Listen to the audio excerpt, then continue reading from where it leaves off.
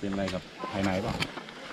ไม่จริงๆบางทีบางคนแม่งกระแทกโดยที่มันไม่รู้อ่ะไอ้นู่นแตกไอ้นี่แตกแล้วแม่งไม่รู้อ่ะไม่เป็นถ้าอึดอัดแล้วหายใจไม่ออกแม่งเหมือนตับแตกอะไรอย่างเงี้ยไม่ใช่จริงๆไอ้พวกนั้นน่ะมีญาติคนหนึ่งไว้ขี่ฮอนด้าดีมตายไม่เป็นไรเลยขี่กันนะปุ๊บแล้วก็ชนปุ๊บอีนี่แม่งกระทบนี้ปุ๊บตับแตกแต่เมื่อกี้ผมมันลงพื้นธรรมดาคือรถมันไปแล้วผมลงไปแล้วมือลงไปแบบนั้นก็ลงแบบนั้นเดี๋ยวผมลงไปสักพักนึงนะแล้วเดี๋ยวผมต้องหยิบมือถือพี่จะอยู่ตรงบริเวณไหนเนี่ยกำลังคิดอยู่ว่ามันทางไหนมันสวยไม่ก็ลงไปก่อนแล้วกันเดี๋ยวลงไปก่อนแล้วเดี๋ยวผมไปหาแป๊บนึงก่อสักแล้วเดี๋ยวพี่เจอต้นตรงนั้นแล้วพี่ก็เบรกพี่เจออะไรเดี๋ยวขอย่องลงไปก่อนนะก็ไม่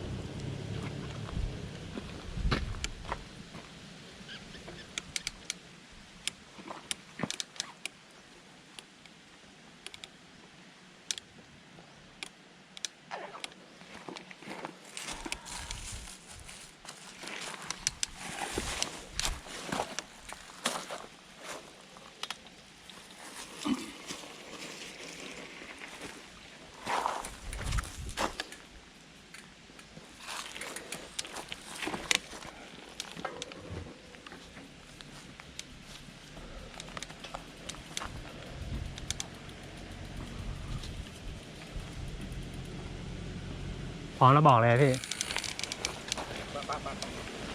เอาเลยเหรอขี่ช้าอยู่แล้วขี่ช้าอยู่แล้วโอ้ช้าแบบช้ามากอ่ะ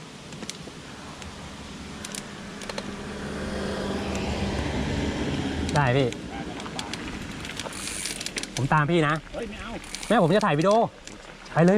ได้ผมไม่รีบไปเลย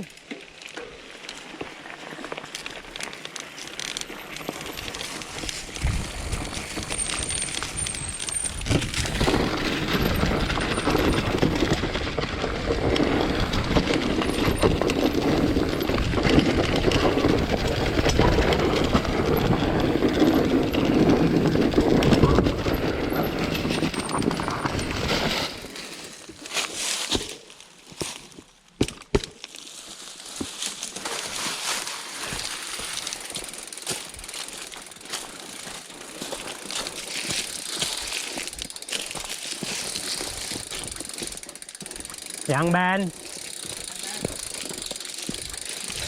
เดี๋ยวสูบก่อนยางแบนปล่อยพี่เบิร์ดไปแบบเงาเลยหมดเลยไม่เหลือเลยพี่แล้วเพิ่งเป็นเมื่อกี้เดี๋ยวแล้วกุญแจรถอยู่ที่พี่เบิร์ดนะเดี๋ยวนะ